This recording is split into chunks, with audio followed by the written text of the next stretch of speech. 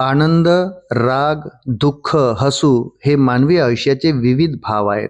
मात्र अनेकदा आपलं जास्त लक्ष हे दुःखावर असतं. याबाबतच तथागत गौतम बुद्धांनी त्रिपिटक या ग्रंथात 4 आर्य सत्य सांगितली आहे. संपूर्ण जगाला शांतीचा संदेश देणाऱ्या बुद्धांनी दुःख का होते, त्याची कारणं काय आहे हे सांगितलं आहे. बुद्ध म्हणतात की समाधानी जगण्यासाठीचा योग्य मार्ग ही 4 पायाभूत आर्य सत्य आहेत.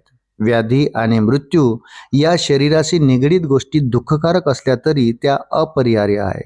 जन्माला आलेला माणूस हा कधी ना कधी जाणार असतो. त्याचा त्रास करून घेण्यापेक्षा स्वीकार केला तर दुःखाची तीव्रता कमी होते. शरीराप्रमाणे मनाची देखील दुखणी असतात. अनेक मनाविरुद्ध गोष्टी घडतात आणि कितीही वाटत असलं तरी आपल्याला त्या बदलता येत नाही. अशा वेळी जे बदलता येत नाही ते स्वीकारणं महत्वाचं आहे. बुद्ध म्हणतात की मानसिक त्रास होत असेल तरी मला काहीही होत नाही, मी ठीक आहे असं स्वतःशी खोटं बोलू नका. त्रास स्वीकारा आणि त्याच्यावर काम करा. माणसाने कधीही आहे त्या परिस्थितीत वाट काढत पुढे जाणं भाग आहे. त्यामुळे दुःख होणं हा मानवी आयुष्याचा अविभाज्य भाग आहे आणि तो स्वीकारलाच पाहिजे. आर्य सत्य ही बौद्ध धर्मातील अत्यंत महत्वाची शिकवण असून ती गौतम बुद्ध यांनी मानवजातीला दिली आहे. या 4 सत्याद्वारे जीवनातील दुःखाचे स्वरूप, त्याची कारणे आणि त्यावर उपाय याचे सखोल स्पष्टीकरणच मिळते.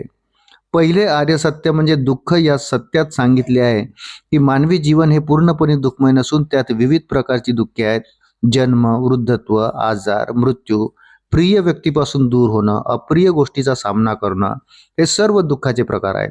म्हणजे जीवनात दुःख अपरिहार्य आहे.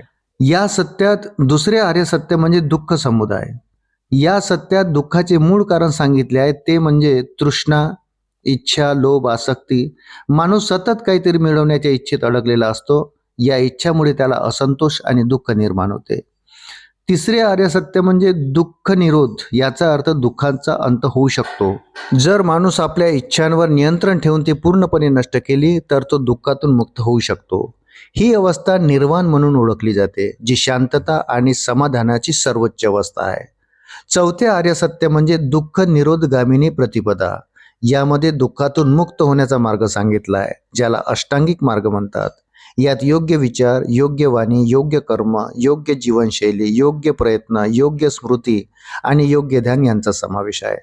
अशा प्रकारे आर्य सत्य माणसाला जीवन समजून घेण्याचा आणि दुःखातून मुक्त होण्याचा योग्य मार्ग दाखवतात. मित्रांनो, व्हिडिओ जर आवडला असेल तर व्हिडिओला लाईक करा आणि आपण जर माझ्या चॅनलवर प्रथमच भेट देत असाल तर कृपया चॅनलला सबस्क्राईब करायला विसरू नका. भेटूया पुन्हा अशाच महत्त्वपूर्ण माहिती